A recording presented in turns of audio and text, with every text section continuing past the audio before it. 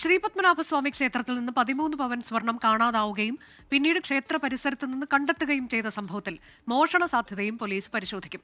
ക്ഷേത്രത്തിൽ സ്വർണം സൂക്ഷിച്ച സ്ട്രോങ് റൂമിനും അറ്റകുറ്റപ്പണി നടക്കുന്ന സ്ഥലത്തിനും ഇടയിൽ നിന്നാണ് സ്വർണം കണ്ടെത്തിയത്. ഉമേഷ് ബാലകൃഷ്ണൻ വിവരങ്ങളുമായി. ഉമേഷ്, ഒരു മോഷണ സാധ്യത അത് ഉണ്ടോ എന്നതിൽ സംശയമാണ് കഴിഞ്ഞ ദിവസങ്ങളിലൊക്കെ പോലീസ് പ്രകടിപ്പിച്ചിരുന്നത്. പക്ഷേ അതും തള്ളിക്കളയാൻ കഴിയില്ല എന്നതാണോ ഇപ്പോഴത്തെ നിഗമനം?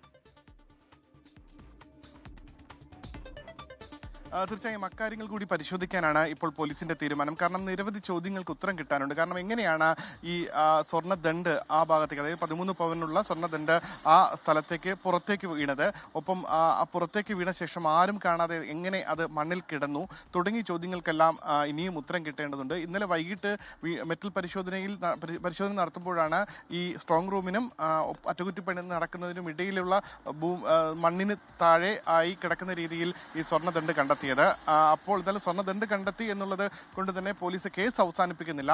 ഇതിൽ ഏതെങ്കിലും രീതിയിൽ മോഷണ ശ്രമമോ മറ്റെന്തെങ്കിലും ദുരൂഹതയുണ്ടോ എന്നുള്ള കാര്യം കൂടി പോലീസ് പരിശോധിക്കുന്നുണ്ട്. ആദ്യം ഈ സ്വർണ്ണദണ്ട് തന്നെയാണോ ഈ ഇവിടെ നിന്ന് നഷ്ടപ്പെട്ടത് എന്നുള്ള കാര്യത്തിൽ കൂടി ഒരു സ്ഥിരീകരണം വരേണ്ടതുണ്ട്. അതിന്റെ രാസപരിശോധനാ ഫലം അടക്കം ലഭിച്ച ശേഷം മറ്റു പരിശോധനകളിലേക്കും മറ്റന്വേഷണത്തിലേക്കും പോലീസ് കടക്കും.